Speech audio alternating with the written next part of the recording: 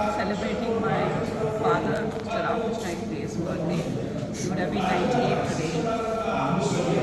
Rashtra Nirmana Vedika has been celebrating his birthday every year.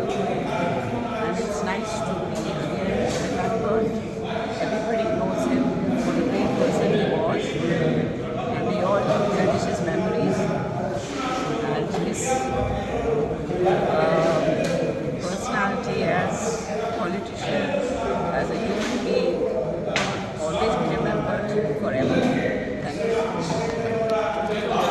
Hegde Ramakrishna Hegde ನನ್ನ ಚಿಕ್ಕಪ್ಪ, ನಾವು ಅವರಿಗೆ ಚಿಕ್ಕಯ್ಯ ಅಂತ ಹೇಳೋದು. ಅವರು ನನಗೆ ಮೆಂಟರ್ ಆಗಿದ್ದರು. ನಾನು ಸಣ್ಣಿದ್ದಾಗಿಂದಲೂ ಅವರಿಂದ ನಾನು ಭಾಳ ಕಲಿತಿದ್ದೆ. ಒಂದು ಉದಾಹರಣೆ ನಿಮ್ಗೆ ಹೇಳಬೇಕು ಅಂದರೆ, ಅವ್ರು ನನಗೆ ಫಸ್ಟ್ ಒಂದು ಮಾತು ಹೇಳಿದ್ರು, give more than what you take. ಇಷ್ಟು ಅರ್ಥಗರ್ಭಿತವಾಗಿದೆ. ನೀವು ಸಮಾಜಕ್ಕಿರ್ಬೋದು, ವ್ಯಕ್ತಿಗತ ರಿಲೇಷನಲ್ಲಿರ್ಬೋದು, ನೀವೇನು ತೊಗೊಳ್ತೀರಿ ಅದಕ್ಕಿಂತ ಹೆಚ್ಚಿಗೆ ನೀವು ಕೊಡಬೇಕು. ಆವಾಗ ಏನು ಸಮಾಜದಲ್ಲಾಗಲಿ ಕುಟುಂಬದಲ್ಲಾಗಲಿ ಒಂದು ಸಾಮರಸ್ಯ ಬರ್ತದೆ, ಅದು ಅಗಾಧವಾದದ್ದು. ನಾವು ಎಷ್ಟು ಡೀಪಾಗಿ ವಿಚಾರ ಮಾಡ್ತೀವಿ ಅಷ್ಟು ಅದರ ಅರ್ಥ. ಮತ್ತೊಂದು ಹೇಳಿದ್ರು, leave the place cleaner than you found. ಇದನ್ನೆಲ್ಲರೂ ಮಾಡಿದರೆ ನಮ್ಮ ಎಲ್ಲ ಎನ್ವೈರ್ಮೆಂಟ್ ಎಷ್ಟು ಚೆನ್ನಾಗಿರ್ತದೆ.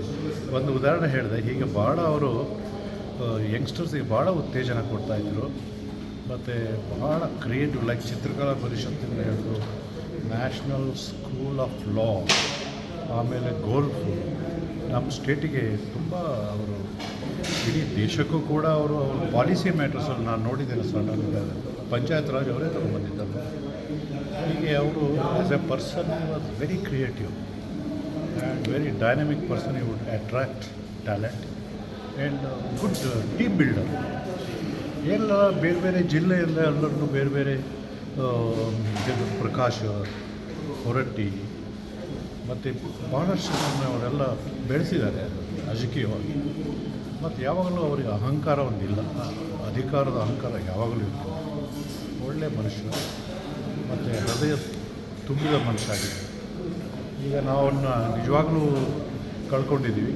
98ನೇ ವರ್ಷ ಅವರು ಇದ್ದಿದ್ದರೆ ಭಾಳ emotional day for me. Every year I come here on this day. So let us pray for him on this day. ಭಾಳ ಜನ ಹೇಳ್ತಾರೆ ರಾಮಕೃಷ್ಣ ಹೆಗಡೆ ಅದು ಒಂದು ಘಟನೆ ಇದೆ. ಈಗ ನಮಗೆ ಟೈಮ್ ಇದೆಯಲ್ಲ, ಮತ್ತು ಅವರು ಎಮರ್ಜೆನ್ಸಿಯಲ್ಲಿ ನಾನು ಪ್ರತಿ ತಿಂಗಳ ಹೋಗ್ತಾಯಿದ್ದೆ. ನನ್ನ ಫ್ಯಾಕ್ಟ್ರಿಗೆ ಪರ್ಮಿಷನ್ ಬರೋದು ಮುಂದೋಯ್ತು. ಎಮರ್ಜೆನ್ಸಿಲಿ ಎಲ್ಲ ಲ್ಯಾಂಡ್ ಸೀಲಿಂಗ್ ಆ್ಯಕ್ಟ್ ತೊಗೊಂಡು ಬಂದರು. ಸೊ ಆವಾಗ ನಾನು ಅಲ್ಲಿ ಹೋಗ್ತಿದ್ದೆ. ಅಲ್ಲಿ ಭಾಳ ಏನು ಹೇಳೋದು, ವೆರಿ ಇಂಟ್ರೆಸ್ಟಿಂಗ್ ಮೀಟಿಂಗ್ಸ್. ಅದ್ವಾನಿ ಇದ್ದರು, 75-76. ಹಾಂ, ಮಧು ದಂಡವತಿ, ದೇವೇಗೌಡರು ಇದ್ದರು. ಅವಾಗ ನಾನು ಕೇಳಿದ್ರು, ಅದ್ವಾನಿ ಕೇಳಿದ್ರು, ಇದೇನು ಮಾರುತಿ ಉದ್ಯೋಗನ ಅಂತ. ಆಗ ನಮ್ಮ ಚಿಕ್ಕಯ್ಯ ಹೇಳಿದ್ರು ನಗ್ನಗ್ತಾ, ಇಲ್ಲ ಅವ್ರ ಫ್ಯಾಮಿಲಿಯಲ್ಲಿ ಯಾರು ಪ್ರೈಮ್ ಮಿನಿಸ್ಟರ್ ಆದ್ರೂ ಇದು ಮಾರುತಿ ಉದ್ಯೋಗ ಆಗೋದಿಲ್ಲ ಅಂತ. ಆದರೆ ಅಡ್ವಾನಿ ಅಷ್ಟಕ್ಕೆ ಬಿಡಲಿಲ್ಲ. ಆಯಿತು, ನೀವು ಹೇಳಿದಲ್ಲಿ ಮೊದಲನೇದಾರು ಆಗಲಿ ಅಂತ. ಅಂದರೆ ಪ್ರೈಮ್ ಮಿನಿಸ್ಟರ್ ಆಗೋದು. ದೇವೇಗೌಡರು ಇದ್ದರು, ಆದರೆ ಐರನಿ, ಅವರಿಗೆ ಒಂದು ಯೋಗ್ಯತೆ ಇತ್ತು, ಆದರೆ ಒಂದು ತಪ್ಪೋಯ್ತು ಅವಕಾಶ. ಬೇರೆ ಬೇರೆ ಕಾರಣದಿಂದ, ಕುತಂತ್ರದಿಂದ, ಎಲ್ಲದಿಂದ ಅವರು ಒಂದು ಒಳ್ಳೆಯ ದೇಶಕ್ಕೆ ಒಂದು ದೇಶನೇ ಕಳ್ಕೊಂತ ಅಪಾರ್ಚುನಿಟಿ ಅಂತೇಳಿ. ಆ ಸಂದಿಗ್ಧ ಪರಿಸ್ಥಿತಿಯಲ್ಲಿ ಇಂಥವರು ರಾಷ್ಟ್ರದ ಪ್ರಧಾನಿ ಆಗಿದ್ದರೆ ಭಾಳಷ್ಟು ಉತ್ತಮ ಆಗ್ತಿತ್ತು ನನಗೆ ಅನ್ಸೋದು. ಸರ್, ನಿಮ್ಮ ಹೆಸರು? ರಾಮನಂದನ್ ಹೆಗಡೆ. ಹಾಗಾಗಿ ಯಾರೂ ತಪ್ಪಾಗಿ ಭಾವಿಸಬಾರ್ದು. ಈ ಕಾರ್ಯಕ್ರಮ ಈಗ ಪ್ರಾರಂಭವಾಗ್ತದೆ ಮತ್ತು ಈ ಕಾರ್ಯಕ್ರಮಕ್ಕೆ ಎಲ್ಲ ಛಾಯಾಗ್ರಾಹಕರು,